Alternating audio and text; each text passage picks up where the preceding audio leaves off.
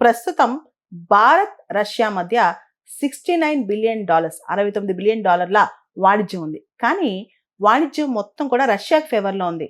వాణిజ్య లోటు అనేది అంటే భారతదేశం రష్యాకి అమ్మేది చాలా తక్కువ ఉంది. రష్యా నుంచి కొనుక్కొచ్చుకునేది చాలా ఎక్కువ ఉందన్నమాట. ముఖ్యంగా మనం ఆయిల్ ఇంపోర్ట్స్ ఎక్కువగా రష్యా నుంచి చేసుకుంటున్నాం కాబట్టి మనం చూస్తే కనుక భారతదేశం రష్యాకి అమ్మేది $5 బిలియన్, రష్యా నుంచి మనం కొనుక్కొచ్చినది దాదాపు $64 బిలియన్ అనమాట. అంటే ఏంటి, పూర్తిగా వాణిజ్యం వల్ల రష్యాకే లాభం జరుగుతుంది. అయితే పుతిన్ గారు ఈరోజు ఒకటి స్పష్టం చేశారు.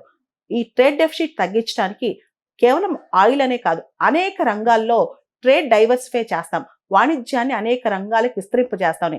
అది వ్యవసాయం, అగ్రికల్చర్ కావచ్చు, షిప్స్ కావచ్చు, షిప్ బిల్డింగ్ కావచ్చు, దాంతో పాటు మనం చూస్తే కన్జ్యూమర్ గూడ్స్ కావచ్చు, ఫార్మాసిటికల్ కావచ్చు, ఫుడ్ అండ్ అగ్రికల్చర్ ప్రోడక్ట్స్ కావచ్చు, జనరిక్ మెడిసిన్స్ కావచ్చు, టెలికామ్ ఎక్విప్మెంట్ కావచ్చు. వీటన్నిటితో పాటు రష్యాలో చాలా ఎక్కువగా లేబర్ షార్టేజ్ ఉందన్నమాట.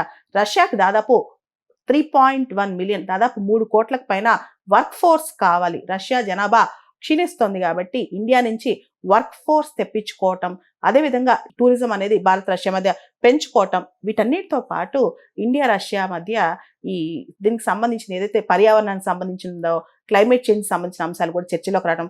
ముఖ్యంగా ఇంటర్నేషనల్ బిగ్ క్యాట్ అలయన్స్ ఏదైతే మోడీ గారు 2 సంవత్సరాల క్రితం ఇండియాలో అనౌన్స్ చేశారో దానిలో రష్యా భాగస్వామి అవుతానని చెప్పి రష్యా చెప్పుకోవటం.